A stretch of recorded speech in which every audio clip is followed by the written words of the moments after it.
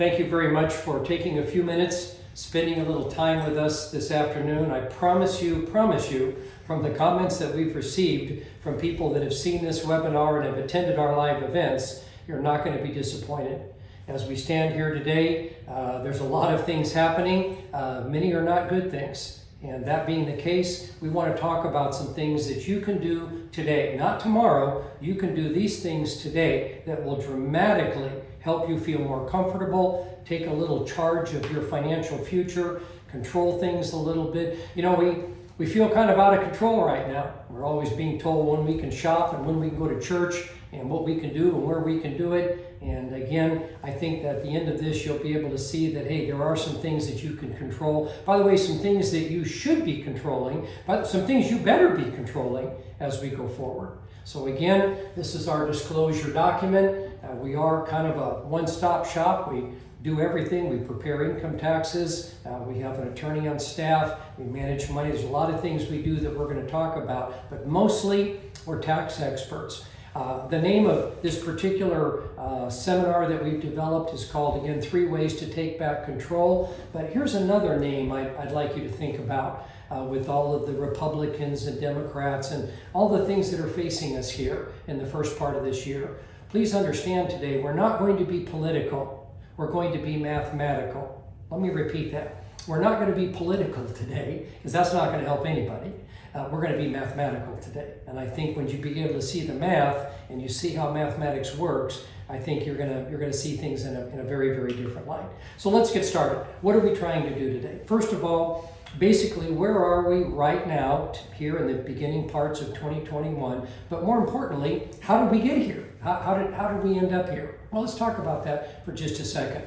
It was just December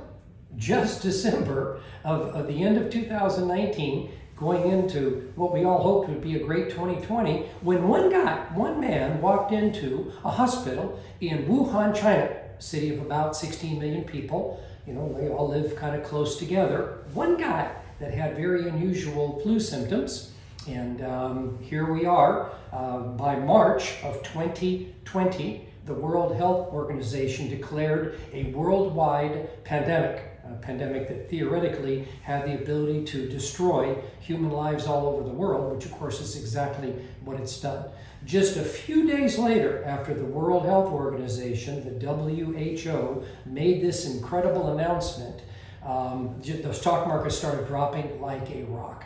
People lost many positions and many years of growth that they needed as they were teetering upon retirement. So at that point, the stimulus kicked in, and that's kind of good news and bad news. It's been certainly helping our economy a little, but at what price? At what price? You know, $1 trillion here, another $1 trillion. There's something we have to think about, not only for our children, but for ourselves. And now, of course, a change of administration. Well, we needed another headwind in our finances, like we needed a hole in the head, but we certainly got one. So we're going to be talking about that. Next. Where could we go from here? Where we could go is far worse. As I stand here this afternoon taping this particular broadcast, I can tell you that the infection rate is far worse than it ever was back in 2020. We spend a lot of time in the British Virgin Islands. It's closed down now. We spend time in Ecuador in South America. That's completely closed down. You cannot enter or leave the country. They now say that the UK, the inflation rate there and the infection rate are both out of control, completely out of control. So where we could go is to a far more set of circumstances that can have a lot more concern than where we are now. And finally, what could you do today, starting today, not next month, not in June, but today? What are some things you could do to start taking control of your finances, your income taxes? Well, we're going to be talking about that briefly. And again, no matter what is going to happen, if it works out a little bit better, that's great. You've protected yourself. Not so good, you've still protected yourself.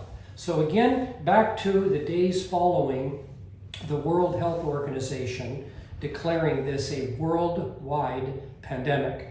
13% drop in one day. Now, a lot of people that Daniel and I interview as we meet different people here in our firm, we're right here in Spring, Texas, A lot of people, they've been averaging 4, maybe 5, sometimes 6% on their investments. So a 13% drop could eliminate 2 years, sometimes 3 years of investment performance, of growth towards their retirement in one day.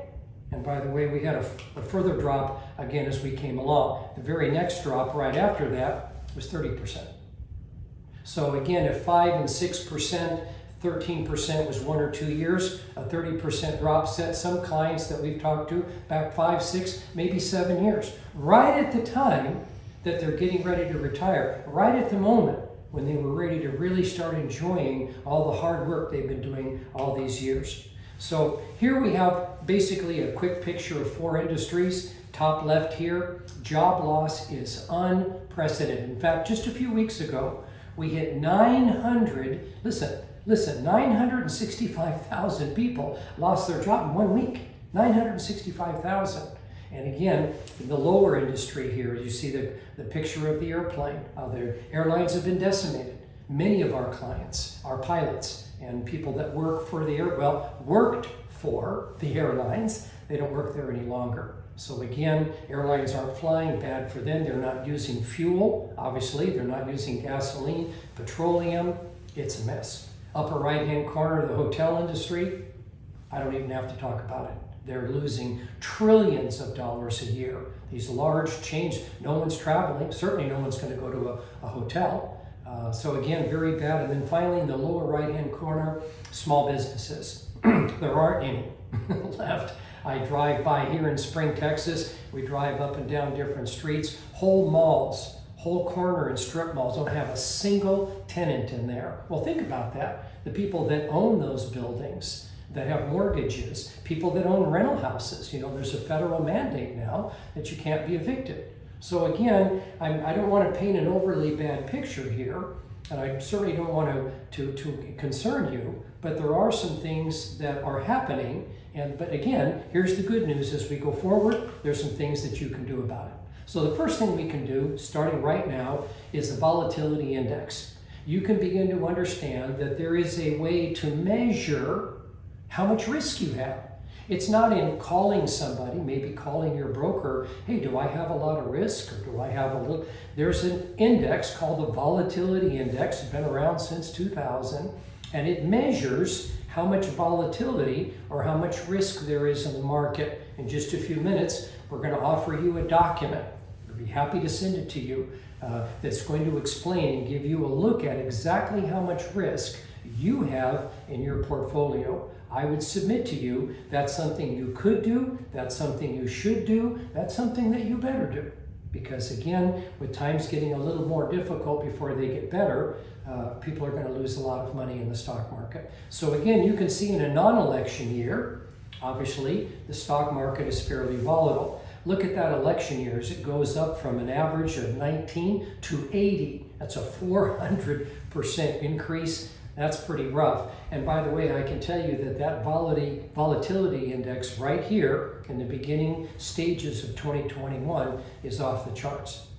I had a gentleman tell me last night over dinner that he made $150,000 in 2 days and lost $400,000 2 days later. Now, that's a large account, and he does a lot of trading, but again, that's pretty scary for most of us mortal people. So again, it's very probable with this volatility that we're seeing that we're going to continue to see this. You know, in many years, and Daniel and I have done this for many years, obviously there's always challenges. There's always things that, you know, we're kind of a headwind in the stock market and our economy, maybe politics, something like this. Folks, this is a perfect storm. We got it all.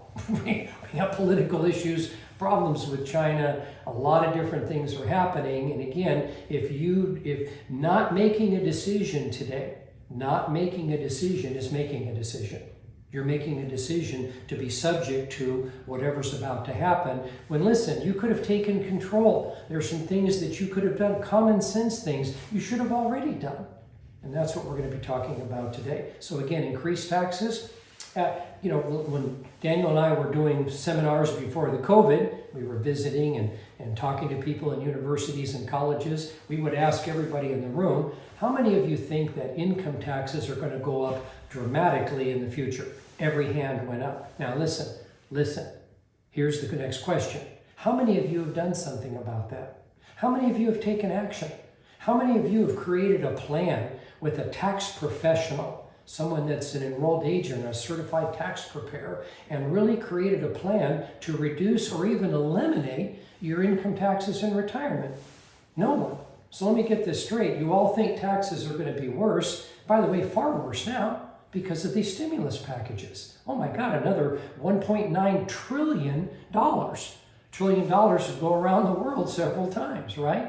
So when you look at that and then you look at the unemployment, I just referred to that a few minutes ago, we expect more volatility and not less. So again, sorry to keep repeating this, 3 things you can do right now. Number 1, you can determine right now today your continued risk.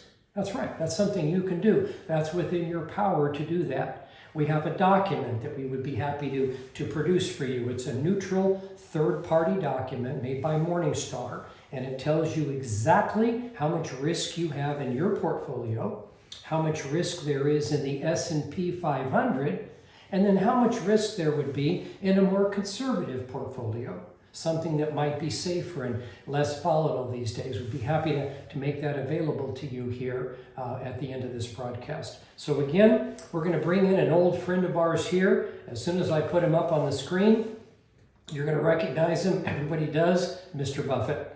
And we wanted to bring him in today, not physically, but bring him in today to help us understand another thing that you can do. Now again, he's worth $74 billion with Tesla and Elon Musk. I don't know, maybe he's only the 3rd richest or the 5th richest person in the world, but suffice it to say he can pay his groceries. $74 billion individually, pretty good deal. Now, as he travels around and as people read his books, everybody kind of knows about his little Rule 1, Rule 2 joke. But I'll go ahead and go through it for you if you haven't heard this before. His number 1 rule, what he has guided his life and his investing by, how he got to $74 billion is following this one rule. Never, ever lose money. Now again, what's rule number 2? Well, that's the little joke. Don't forget rule number 1. In other words, losses that people are taking right now and are about to take, those losses can set them back years, in some cases even decades, in some cases stop a retirement or force other problems to happen because of the rules that involve the mathematics involved in losing money. Now, you say, well, Patrick, you and Daniel you're in that business, you manage a lot of money.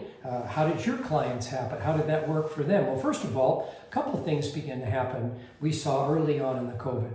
First of all, a lot of our clients are pilots, as I mentioned. They're oil company engineers, Exxon, Marathon, Anadarko. And these are very bright people. And they would call and say, Daniel, I'm in the stock market, right? I mean, you've invested my money in the stock market. Stock market is down 2 today, but I'm not down, or I'm only down a little bit. Why am I down a little if the market is down a lot today? It's because of volatility. It's because we've been buying positions that don't go down very easily. They're not volatile. They have what we call a low beta. Again, if that's something you want to talk about, when you stop by the office, we're certainly happy to have that conversation and explain that a little bit better. But the point is we were more concerned about the market going down than we were trying to make the market go up or hoping it would go up. And we were right, by the way. And we got a lot of compliments. And we had great communication all during this time with our clients, calling them, making sure they understood this is what we're doing and this is why we're doing it. We got a lot of compliments that way. Some of the money managers in and around town, they are focused on growing your money. And I get that and I understand that, and there's nothing wrong with that. Our firm is a little bit bigger. Our firm is a little bit different.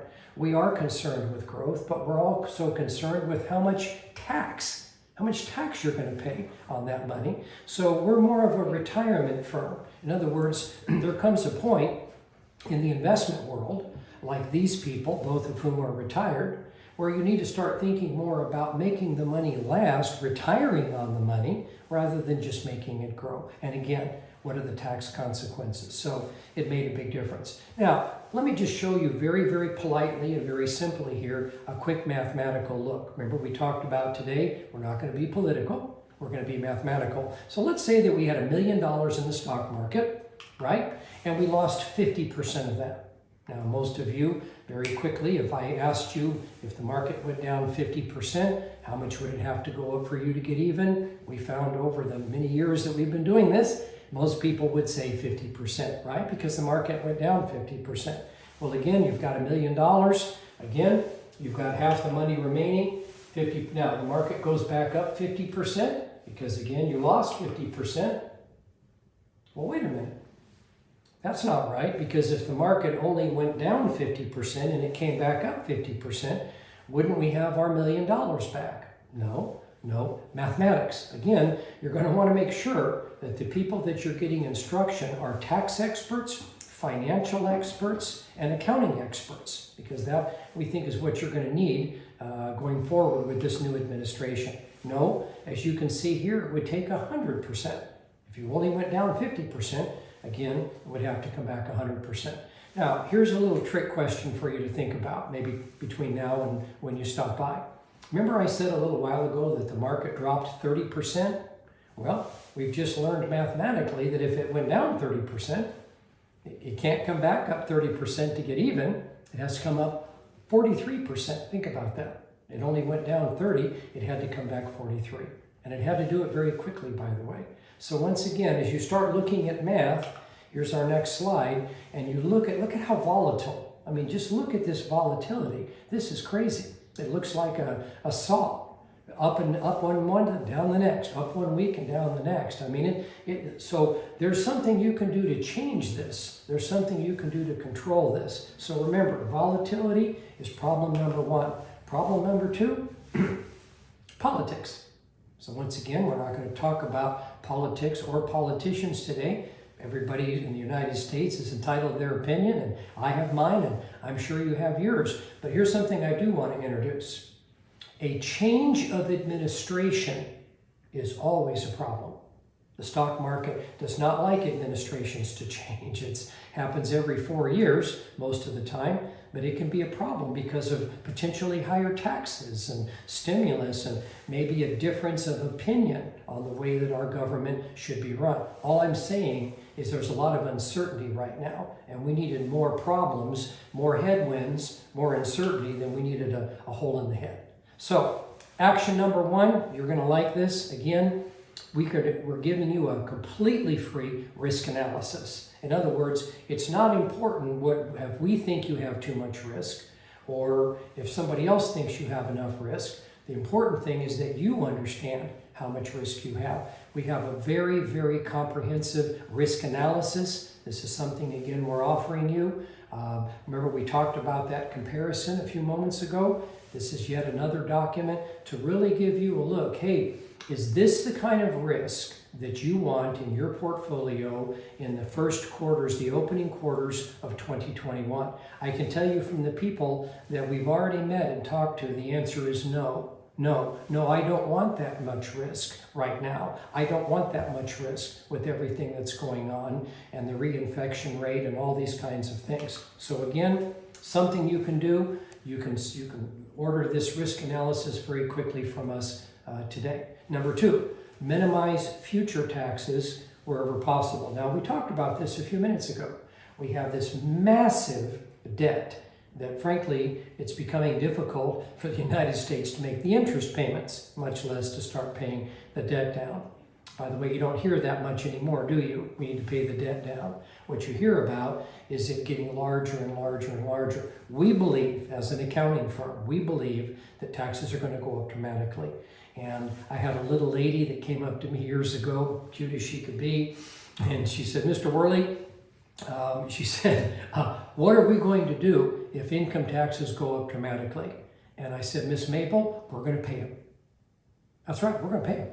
Because if taxes go up, then you're going to be paying whatever those tax rates are. Do you know there's some things that you could have done 2 years ago, 3 years ago, 4 years ago, 10 years ago that could have dramatically reduced the amount of taxes you're going to pay, maybe even eliminated some of them?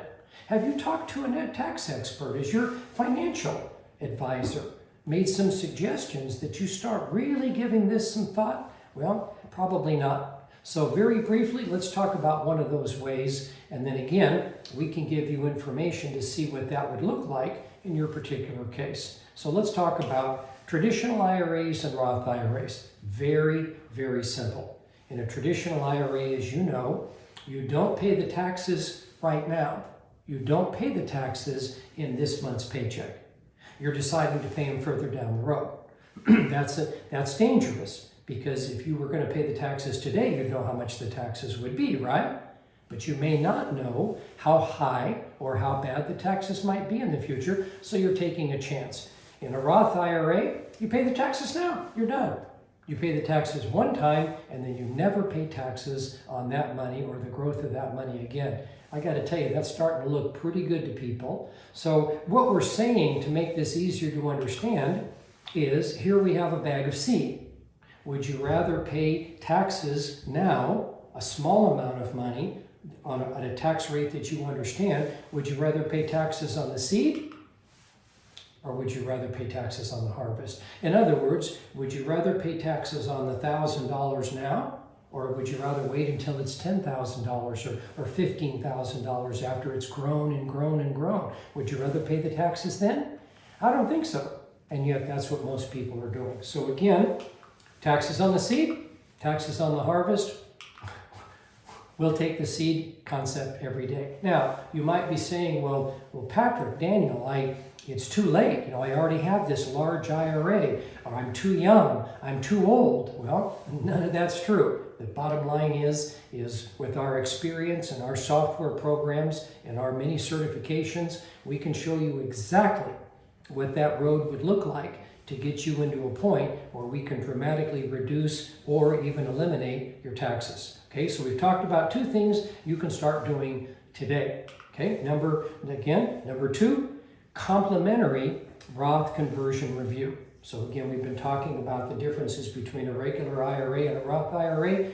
We can give you a document, a Roth conversion review, that would show you exactly what that road would look like. I was talking to somebody the other day, and he said, well, Patrick, I want to do this, but I don't want my tax bill to go up through the ceiling. So we provided him with 3 scenarios. Mr. Jones, this is what a $30,000 conversion would look like. He said, well, that's not so bad. I said, well, this is what a $50,000 Roth conversion would look like. What your tax bill would be. He said, well, that's not as bad as I thought it would be either. When we got to $70,000, he wasn't too interested in that. He said, let's go back to the 50. The point is we can give you information so because everybody's different. Everybody's different. We want to make sure that you know exactly how that would affect your finances, your tax bill, and of course your tax bracket. So again, we're happy to provide that for you. We would need to be accounting experts and tax experts, and as I mentioned, we are. Number 3, I'm kind of winding down here a little bit. You want to make sure that the foundation of your retirement is solid. And I can tell you from people that Daniel and I meet with every single day that many foundations are cracked. Many foundations are in trouble. They don't know it. It's happening underground. But I can tell you when it comes out, they're going to be able to realize that they're in trouble. So let's look at this house, a beautiful house. But again, a beautiful house has a beautiful foundation. A beautiful retirement, listen, has a beautiful foundation. If your retirement foundation is cracked, you're not going to have a great retirement. Same thing with a home. Here we've got a big, solid concrete foundation. It's been built properly. It's been designed properly. And that's what we're doing for our clients every single day. Because again, it doesn't matter how much money you're making if you're not comfortable and you're not confident that after you pay the taxes, you have the money that you always dreamed of. You have the retirement that you dreamed of for you and your family. So the foundation, very important. Now, here's a foundation that's got cracks in it. Well, Patrick, what's an example of a crack? Long-term care. Long-term care can put a big crack in your foundation. Unexpected bills, inflation. You know, I read a report yesterday. It was not a report, it was a warning on how bad inflation could get in just the next 2 to 3 years. I mean, they're talking about inflation of as high as 8 or 9 or 10. Nobody knows. But oh my God, if I've got a 10% inflation rate and my income tax bracket is 30%, I could be losing up to half of the money that I've worked hard for and saved so I could use the money and I could retire on it. So again, those are all examples of cracks, and there's many, many more. But those are some that we believe and we see are the most serious. Now, okay, Patrick, I don't want a cracked foundation. I don't want to have that problem. What could you offer me? Thanks for asking. A true and accurate retirement plan. When are you going to start? We have a joke here in the office. We ask people, well, how long would you like your money to last? And of course, it's kind of a joking question, because the answer is all my life. You know, I don't want it to last 10 years, and I'm 81 and I'm broke. So again, when is it going to start? Where's the money going to come from? Now, this next question is critical. Please listen carefully. Maybe write this down if you'd like. What order? If you have an IRA and you have a non-IRA and you have a joint account and you have money at risk in the stock market and you have money that is guaranteed and insured, oh boy, we're getting a lot of demand for that these days. Which pocket, which bucket should you take money from first? Should you take the IRA money or the non-IRA? Well, once again, as tax experts, we can put actual tax returns down right in front of you and show you in writing exactly the order that's going to maximize your retirement. And I'm telling you, most of the financial advisors that we see around town cannot do that. First of all, they don't have the knowledge, the expertise, or the licensing. Next, how will your account account for health issues? How long will your money last? We've got a fabulous program, here it is right here, called the Red Line. So what we do in the Red Line, in very simple, is we compare your budget, inflation, all of these different things, higher income taxes, and let's assume that you're going to run out of money, completely out of money at age 85. Maybe, of course, you still have your Social Security, maybe a small pension. Basically, at 85, you're done. Well, then we work together to look at paying some taxes now, maybe creating some guarantees, where now all of a sudden you're not going to run out of money until age 110, and or you're going to have a nice little inheritance. So again, this is something we would provide you. So let's go back just for a moment and talk about that again. Apples to apples comparison.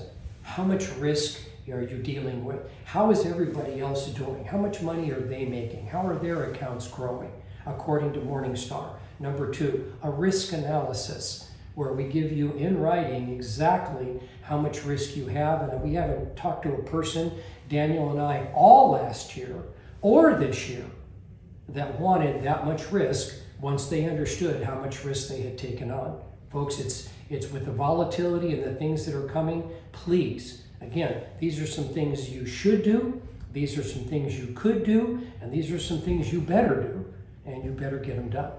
So kind of in closing here, the last part of it then would be a comprehensive written plan. Quit wondering, quit thinking, boy, I hope this works. You know, I hope we have the right president. You know, I hope we have the right Federal Reserve Bank actions. I hope the economy heals up after COVID. Don't be doing that anymore. And by the way, our plans are not only well written and carefully documented and dealing with the right taxes, but we update these plans from time to time.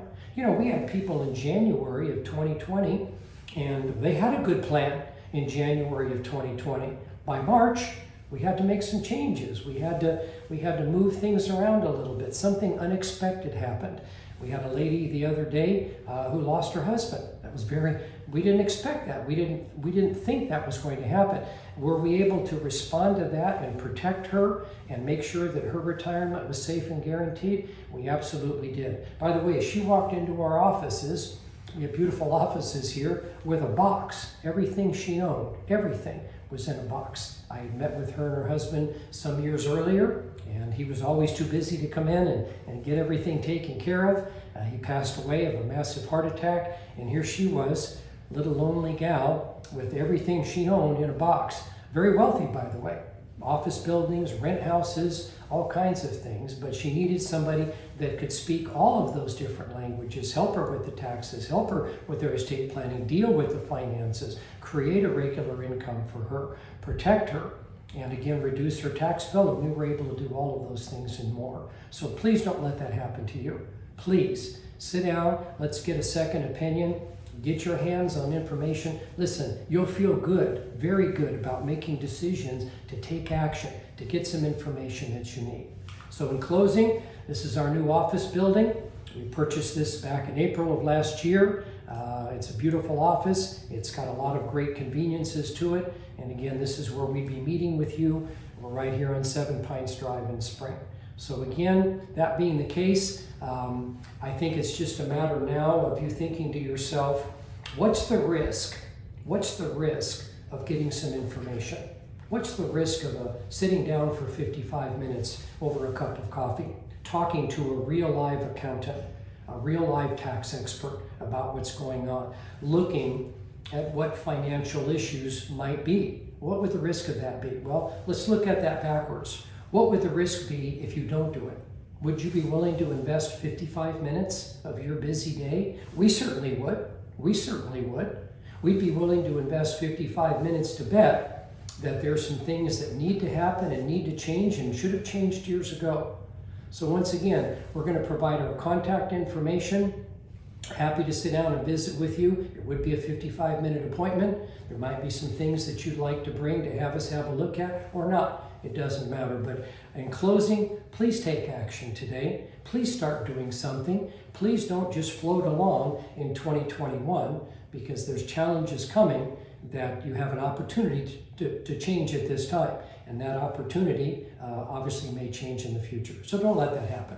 Thank you again for your time and your attention. And if there's any questions you might have, we're always available. Thank you.